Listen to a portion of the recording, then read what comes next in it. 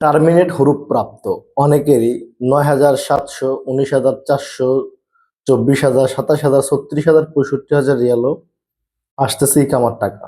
এটি থেকে বাঁচার উপায় কি? আসসালামু আলাইকুম বন্ধুরা, সবাইকে আরেকটি নতুন ভিডিওতে শুভেচ্ছা, অভিনন্দন ও ভালোবাসা। প্রিয় বন্ধুরা, আজকের এই ভিডিওতে আপনাদের সঙ্গে একটি কথা বলবো, সেটি হচ্ছে বর্তমানে যারা টার্মিনেট হরুপ প্রাপ্ত তারা কফালার তলব দিতে গেলে কিংবা কফালার তলব দেওয়ার পরেও রসুম নামাতে গেলে, মক্তবুল আমলে রসুম নামাতে গেলে তখন যে বিষয়গুলো তাদের সামনে শো করে সেটি কি?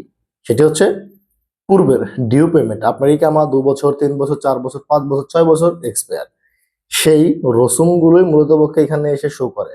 আর এটি শো করার কারণে অনেকে বিভ্রান্ত হয়ে যান, ইকামা বানাবেন কি বানাবেন না সেই বিষয় নিয়ে দোমন দোয়াশা টেনশনে পড়ে যান।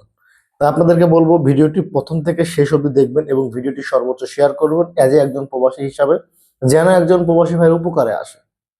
তো প্রথমত কথা হচ্ছে, আপনি কোন মুআসাসাতে কাফালা হচ্ছেন সেটি কেমন, সেটি আপনাকে অবশ্যই খেয়াল রাখতে হবে। আমরা যতগুলো পূর্বের হুরুপ অর্থাৎ 2022 সালের যেই যখন থেকে কিংবা 23 সালের থেকে যখন থেকে এই হুরুপের প্রথাটা তুলে নিয়েছে, অর্থাৎ যখন থেকে হুরুপটি তুলে নিয়েছে, যে পূর্বের হুরুপগুলো গভর্নমেন্ট তুলে নিল, আপনারা চাইলে ইকামা করতে পারেন যে কোনো কফিল কিংবা কোম্পানি ধরে। তো সেই পরিপ্রেক্ষিতে সেখান থেকে আপনাদেরকে বলতে চাই যে তারপর থেকেই আমরা ওই টাইমও যখন আমরা আপনাদেরকে কাফালা করিয়েছিলাম কিংবা অনেকে আমাদের কাছে কাফালা হয়েছে, এরকম বিভিন্ন প্রকার রসুমগুলো আসতো, তখনও কিন্তু রসুমগুলো আমরা পেমেন্ট না করে ইকামা করেছিলাম। পরবর্তীতে সেই টাকাগুলো কোথায় শো করতো? কফিলের মুআসাসার ডিউ পেমেন্টে। অর্থাৎ কতক কফিল সেই বিষয়গুলো মেনে নেয়, কতজন সেটি মেনে নেয় না। তো এখন আসি, আপনারা ফার্স্ট অপশন আপনারা কি করবেন? আপনাকে যেটি করতে হবে, আপনি চেষ্টা করবেন যে কোনো মুআসাসায় কাফালা হতে গেলে যদি কথাকথিত ফ্রি ভিসায় কাফালা হন, তাহলে অবশ্যই অবশ্যই আপনাকে মুআসাসায় নতুন হতে হবে। হয়তো মুআসাসায় একজন আমেল আছে, আপনি দ্বিতীয় জন হচ্ছেন। যদি এর অধিক আমেল থেকে থাকে, 3 জন কিংবা 3 নাম্বার জন, আপনি 4 নাম্বার জন হতে যাচ্ছেন, আশা করি সেখানে না হওয়াটা বেটার। আপনি 1 নাম্বার কিংবা 2 নাম্বার হন, মুআসাসা নতুন থাকতে হবে, কফিলের কোনো প্রকার ভাইলেশন থাকা যাবে না।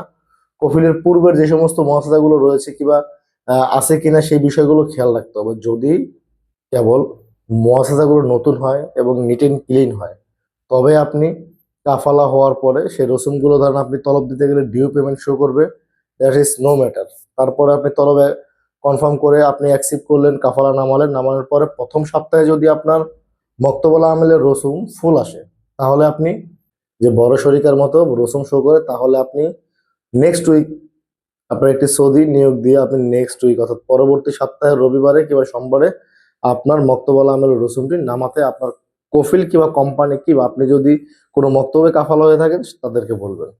আশা করি তারপরে যদি কোনো সমস্যা হয় সেই ক্ষেত্রে আমাদের সঙ্গে যোগাযোগ করবেন। ইনশাআল্লাহ আমরা চেষ্টা করব আপনাদেরকে সঠিক পরামর্শ এবং সঠিকভাবে এটি করে দেওয়ার জন্য।